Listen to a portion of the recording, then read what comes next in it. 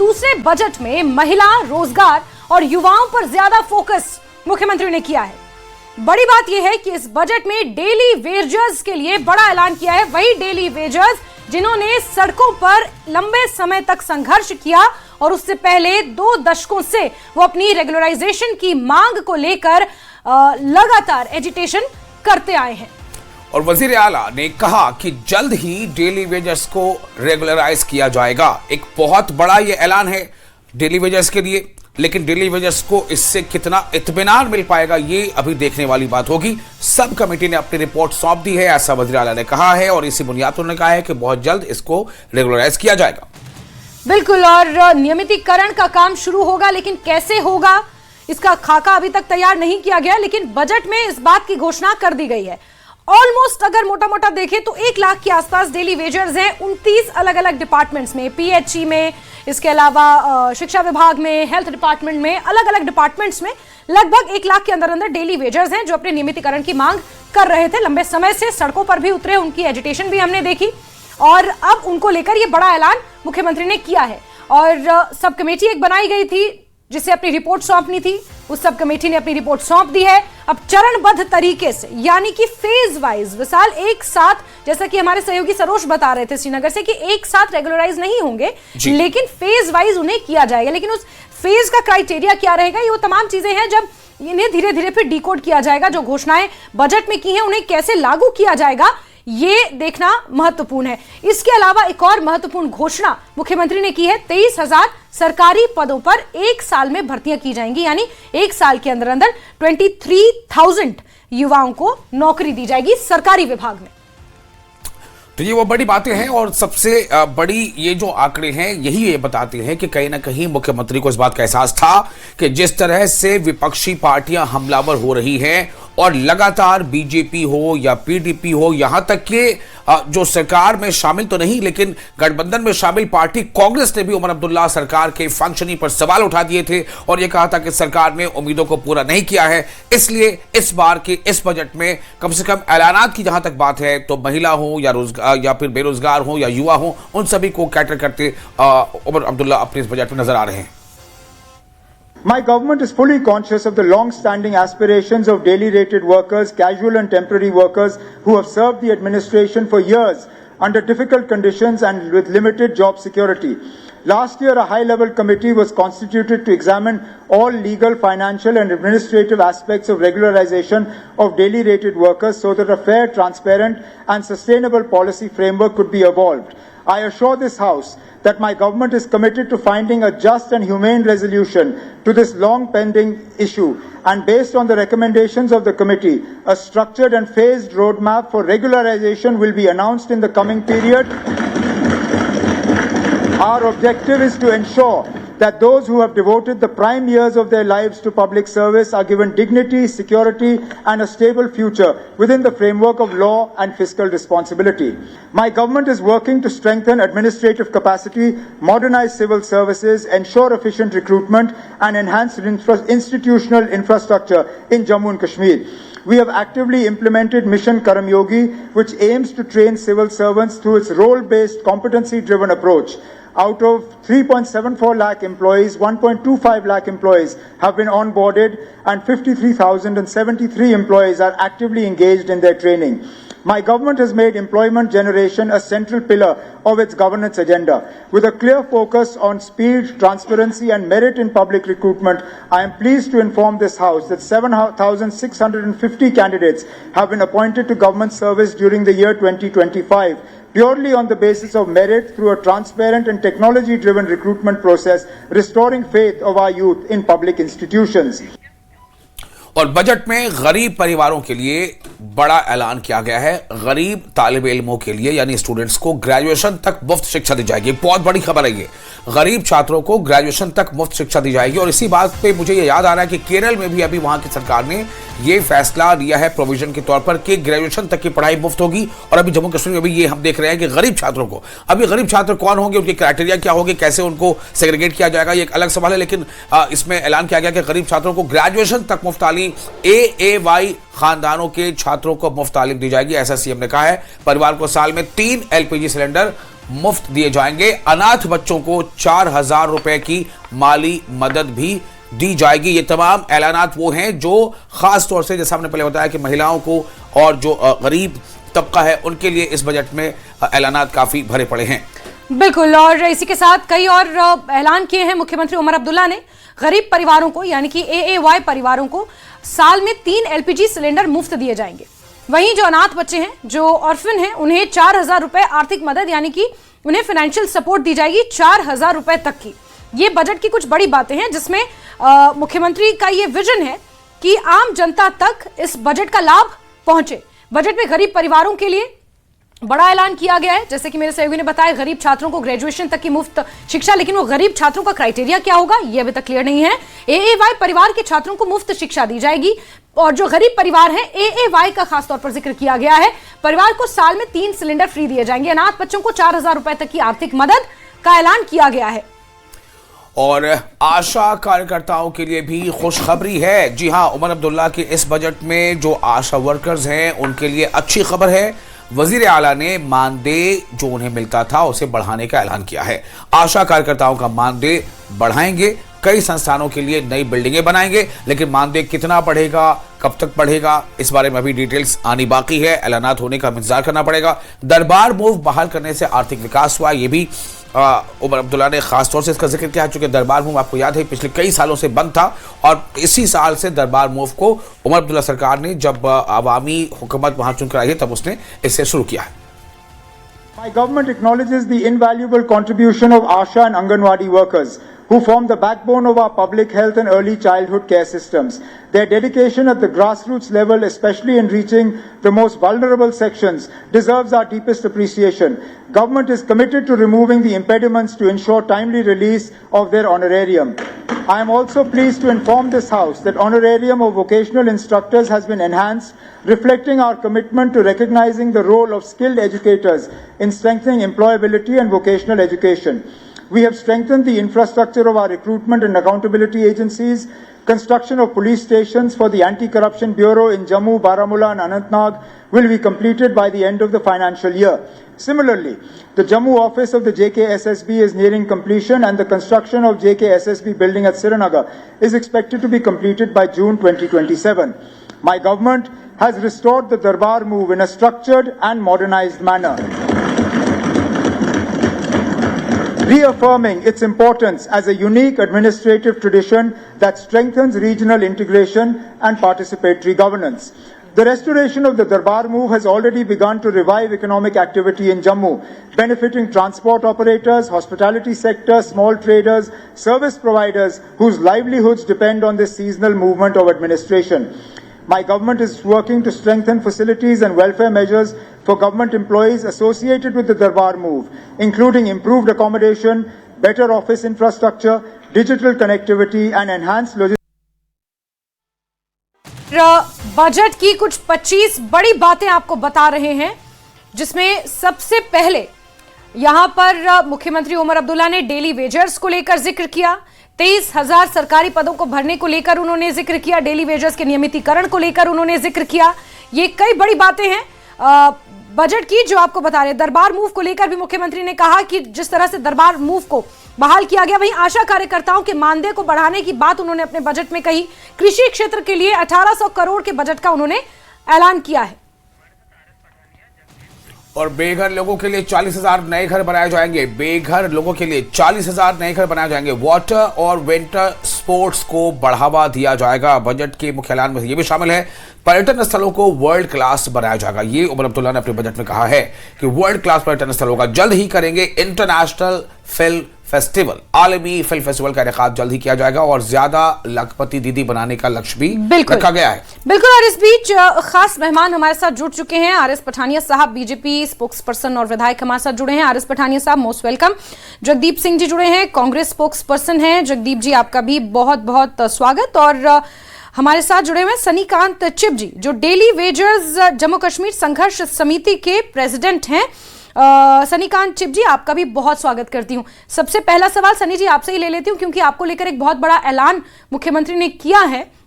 जिस तरह से सब कमेटी ने अपनी रिपोर्ट सौंपी और अब उसके बाद मुख्यमंत्री ये कह रहे हैं कि फेज वाइज कहीं ना कहीं अब रेगुलराइजेशन की जाएगी। जी, सबसे पहले तो मैं आपका धन्यवाद करना चाहता हूं और साथ ही साथ में जो आज बजट सेशन जम्मू कश्मीर के अंदर जो हमारे सीएम साहब ने बोला है, उसमें पहले लंबे समय से कहते थे कि हमारी जो कमेटी है, हमारी जो कमेटी फ्रेम होनी है या जिसमें हमने कमेटी के अंदर हमें वो देना है, डाटा पूरा देना है, उन्होंने उस डाटे को देखते हुए आज कहा था कि आज बजट सेशन के अंदर रेगुलाइजेशन की जो पॉलिसी वो बनाई जाएगी, लोगों को जो उनके मसले हैं वो हल किए जाएंगे। बट आज भी कहीं पे बजट के अंदर ये चीज नहीं कही कि मैं फलाने डिपार्टमेंट को परमानेंट करने जा रहा हूं, जब फलाने डिपार्टमेंट को मैंने आज इतना पैसा बढ़ा दिया, जब फलाने कैजुअल लेबर्स के लिए मैंने इतना पैकेज ले आया। सिर्फ यही बोला कि हम इनको बनाएंगे, हम इसको फ्रेम करेंगे, हम आगे देख रहे हैं। ये झूठे आश्वासन पिछले 1.5 साल से हमारी जम्मू कश्मीर के अंदर उमर सरकार दे रही है और उमर सरकार को अब इसका करारा जवाब जो है हम देंगे। हम तमाम डेली वेजर्स देंगे और आने वाले दिनों में जम्मू कश्मीर के अंदर बहुत ही भयंकर रूप से इस सरकार के खिलाफ एक बहुत बड़ी मुहिम शुरू होगी और हमारी ऑल डेली जम्मू कश्मीर संघर्ष समिति पूरे जम्मू कश्मीर के कोने कोने में अपनी आवाज को बुलंद करने के लिए रोडों पे आएगी, सीएम साहब की कोठी का घेराव करेगी। लेकिन हमें हमेशा झूठे आश्वासनों के तले दबाया जाता है, उन गरीबों के साथ इंसाफ नहीं किया जाता और गरीब हमेशा पिसता है। अब गरीब नहीं पिसेगा, अब सरकार से अपना हक लेगा, जो हमने वोट दिए हैं उसका अधिकार लेगा।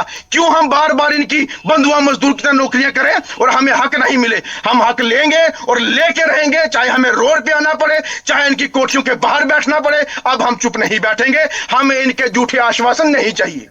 सरिकांत जी, मुझे लग रहा है आप इस वक्त शायद कार में बैठे हैं, मतलब ऐसा लग रहा है, वीडियो थोड़ा शेक कर रहा था। एनीवे, मेरा सवाल आपसे ये होगा, क्यों आपको लगता है कि उमर अब्दुल्ला ने झूठ बोला है? देखिए, पहले तो मैं अभी भी एक हैंडीकैप एसोसिएशन का प्रदर्शन चल रहा है चौक के बाद अंदर, मैं वहां प्रदर्शन छोड़ के आपके साथ रूबरू हुआ हूं और सीएम साहब सिर्फ अपनी सरकार को चलाने की बात रखते हैं, सिर्फ अपनी सरकार 5 साल कैसे आगे बढ़े उसी को लिंगरान करते आ रहे हैं। और उनके जो झूठे आश्वासन है वो यही है, 26 में करेंगे, 27 में करेंगे, 28 में करेंगे, तो अपना टाइम पास निकालेंगे और लोगों को बेवकूफ बनाते रहेंगे। जम्मू के कश्मीर के लोग बेवकूफ है इतने भी नहीं कि हम हमेशा पिसते रहेंगे। पहाड़ी इलाके के अंदर बर्फ पड़ी है, वहां पे इतनी मुश्किलात है, लोग फिर भी काम करते हैं डिपार्टमेंटों के अंदर, लेकिन इन्होंने वेतन तक नहीं दिया। हमारे कुछ R&B के डिपार्टमेंट के लोग हैं, वो पिछले 4 महीने से वेतन नहीं ले रहे। हमारी ASHA worker, mid day meal cook, हमारी आंगनवाड़ी, हमारे वो सारी बातें सही है। मेरा सवाल यह था कि आपको क्यों लग रहा है कि इस बार भी असेंबली के अंदर वजीर आला उमर अब्दुल्ला ने झूठ बोला? देखिए, झूठ उन्होंने जो बोला है वो इसलिए कि अपनी सरकार आगे चलानी है। उन्होंने अपने झूठे आश्वासन के कमेटी की रिपोर्ट सौंप दी गई है, रिपोर्ट हमें मिल गई है, उसके प्रोविजन पे हम गौर करेंगे और तो फिर बताया उसको आगे इम्प्लीमेंट करेंगे। तो आपको अगर शक है तो क्यों है? मेरा सवाल ये है सिर्फ। मैं कह रहा हूं, अगर रिपोर्ट सौंपी है तो बताइए ना उसमें क्या है, वो कौन सा पिटारा है जो अभी तक बंद रखा है, वो खोलिए, उस पिटारे के अंदर क्या है। यानी सनिकांत जी, मैं ये कह सकती हूं कि मुख्यमंत्री ने जो आज डेली वेजर्स के नियमितीकरण को लेकर घोषणा की है उससे आप कहीं ना कहीं सेटिस्फाइड नहीं है, आपको लगता है कि वो भी सिर्फ एक झुंझुना है, एक जुमला है। ठीक है, कांग्रेस का रिएक्शन ले लेते हैं। जगदीप सिंह जी हमारे साथ जुड़े हुए हैं, कांग्रेस स्पोक्स पर्सन है। जगदीप जी, आपको कैसा लगा बजट? आपकी तो सहयोगी पार्टी है।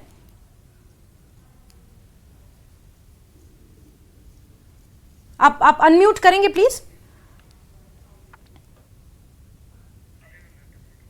जगदीप जी अनम्यूट कर लीजिए, शायद आप म्यूट हैं।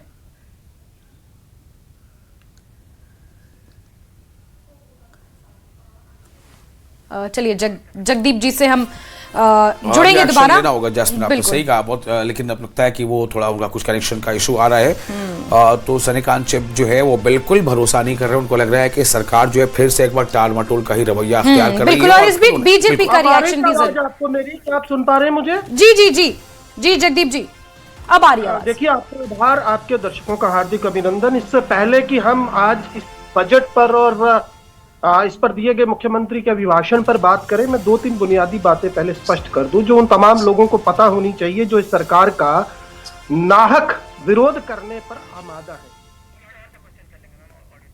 ठीक है सर, आपकी आवाज नहीं मिल रही है मुझे, लेकिन मैं RS पठानिया जी, आप बताइए क्या कहेंगे? लीडर ऑफ ऑपोजिशन ने, सुनील सर ने तो कह दिया, सुनील शर्मा ने तो पूरी तरह से कह दिया कि ये बजट बिल्कुल नकारा है, किसी काम का नहीं है। जी, सबसे पहले मेरा आपको, मेरे फेलो पैनलिस्ट और जितने भी लोग डायरेक्टली आपके शो को देख रहे हैं, मेरी ओर से सबको नमस्कार, प्रणाम, आदाब। ये बजट चुनी हुई सरकार का जम्मू कश्मीर में दूसरा बजट, और बजट भी नहीं, सिर्फ जुमलों का एक भंडार बजट। मैं सनी जी से शुरू करूंगा। मैं सोच रहा था मैं कैपिटल इन्वेस्टमेंट, मैं प्रोडक्शन हब, मैं टूरिज्म प्रमोशन, मैं एम्प्लॉयमेंट जनरेशन पे बात करूं, लेकिन सनी जी के विषय से बात करूंगा कि 2011-12 में भी कैबिनेट समिति बनी, उसका एक एक्शन प्लान भी हुआ, लेकिन वो एक्शन प्लान को कभी भी अमली जामा नहीं दिया गया। तो सनी जी की बात में ही एक बात ऐड करूं कि अगर ये फेज्ड मैनर में करने जा रहे हैं, तो मैं पूछना चाहूंगा कि उन्होंने क्या को कॉर्पस रखा है इस बजट में कि अगर वो कल को पक्के होंगे तो उनको उनकी पक्की तनख्वाह के पैसे या उनके एरियर्स के पैसे ये दे पाएंगे? Absolutely not. तो this is a political slogan.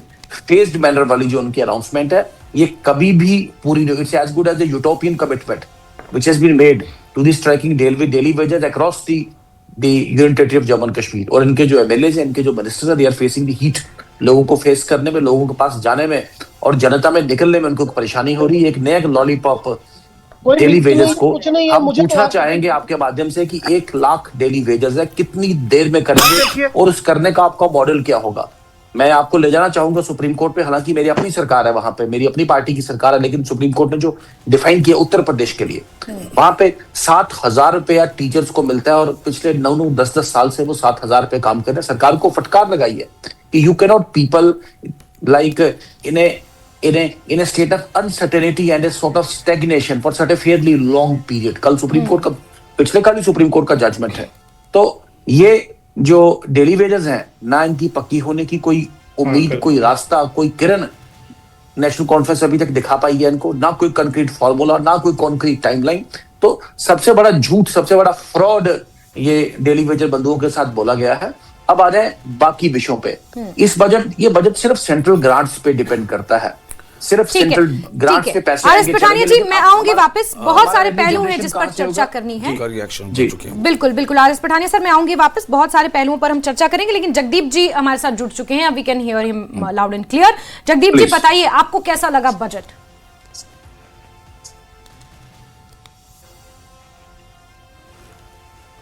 Jagdeep ji Jagdeep ji की बोलती बंद हो रही है। हाँ, अब आ रही है। एलसी के लिए बता नहीं पा रहे बेचारे कुछ। देखिए, मैं 2-3 बातें स्पष्ट कर दूं। सबसे पहले तो इस बजट सत्र पर और मुख्यमंत्री के अभिभाषण पर चर्चा करना बेमानी होगा जब तक हम बुनियादी बातों पर चर्चा ना करें। पहली तो बात, भाजपाई पेट में मरोड़ उठना स्वाभाविक सी बात थी। इनसे पूछिए, जम्मू कश्मीर पुनर्गठन अधिनियम की धारा 36 लगाकर आपने तमाम आर्थिक प्रावधान जो है वो एलजी की झोली में डाल दिए। सबसे पहली बात।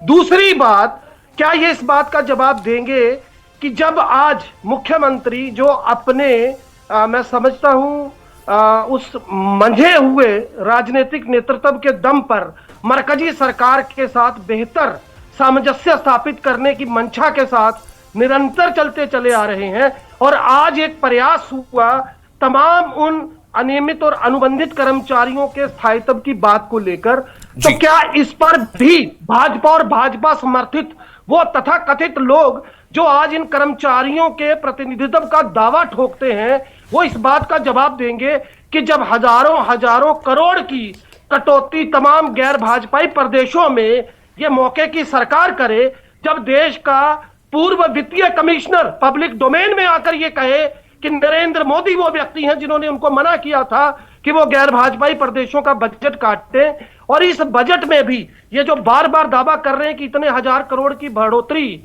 जो है वो मरकजी सरकार ने की है। मैं बता दूं, वो केंद्र आधारित योजनाओं के लिए एक निश्चित रकम जो बढ़ोतरी की बताई जा रही है वो उसके लिए तय की गई है। तो मैं मानता हूं कि ऐसे दौर में जब आप पर सवालिया निशान बार बार, कभी 12 सिलेंडर्स को लेकर, कभी अस्थायी कर्मचारियों की नियुक्ति और नियमितता को लेकर, कभी उन तमाम वादों को जो इस मौके की सरकार के घोषणा पत्र में शामिल थे, तंज कसा जाता है। तो इनको जवाब देना होगा कि आज के इस बजट में, जहां तक मैं समझ पा रहा हूं, मुख्यतः चाहे वो आर्थिक पहलू हो, चाहे वो सामाजिक पहलू हो, चाहे वो राजनीतिक पहलू हो। एक बात समझ लीजिए, कोई भी सरकार जो मौके की सरकार होगी, अगर वो कर्मचारियों के स्थायित्व की मांग को पूरा करती है तो सबसे बड़ा राजनीतिक फायदा उसको मिलेगा। तो ठीक क्यों है। नहीं करना चाहेगी सरकार, बशर्ते कि मरकज ईमानदारी से मदद करे, जो कि नहीं हो रही। ठीक है, आप जगदीप जी, मैं आकाश जी के पास भी आऊंगी। बीजेपी जिस तरह से इस बजट को क्रिटिसाइज कर रही है और कह रही है कि सिर्फ जुमलों का और झुंझुनों का ये बजट है, लेकिन उससे पहले मैं ये चीज मेंशन कर दूं विशाल की ये बात तो जगदीप जी के वक्तव्य से क्लियर हो गई कि साथ अभी बरकरार है। आकाश जी। शुक्रिया जास्मीन जी। देखिए, जहां तक आज जो बजट ऑनरेबल चीफ मिनिस्टर साहब ने और नेशनल कॉन्फ्रेंस की सरकार ने आज प्रस्तुत किया है, मैं समझता हूं कि एक बड़ी कामयाबी है जम्मू कश्मीर की सरकार के लिए और एक रोशनी की किरण जम्मू कश्मीर के युवाओं के लिए, जम्मू कश्मीर की महिलाओं के लिए और जम्मू कश्मीर के उन गरीब लोगों के लिए जो पिछले 10 साल 11 साल का जो दौर था स्टैग्नेशन का, जो हमें विरासत में मिला, मुझे लगता है कि आज कहीं ना कहीं उसके रिवाइवल का हम उसका रिवाइवल होते हुए देख रहे हैं। मैं आपको बताऊं कि ये जो बजट है ये एक होलिस्टिक बजट जो है वो पेश किया गया ऑनरेबल सीएम साहब के द्वारा, जिसमें हर समुदाय के लोगों को यहाँ पर एड्रेस करने की कोशिश की गई है। हर एक सेक्टर को इसमें टच किया गया है। रूरल सेक्टर्स में जो आने वाले समय में जो निवेश किए जाएंगे उसके ऊपर आकाश, ये आप इससे पहले बता चुके हैं हमें, हमारे दर्शकों को भी। मैं थोड़ा कैटेगरी सवाल करना चाहता हूँ। सनिकांत जी हमारे साथ अभी जुड़े थे, डेली वेजर हैं, उनसे जुड़े हैं उस संस्थान से। मेरा सवाल यह है कि उनका ये कहना था कि उमर अब्दुल्ला सरकार के खिलाफ डेली वेजर्स एक बहुत बड़ी अब आंदोलन शुरू करने का वो प्लान बना रहे हैं, क्योंकि उनको लगता है कि दे वर चीटेड।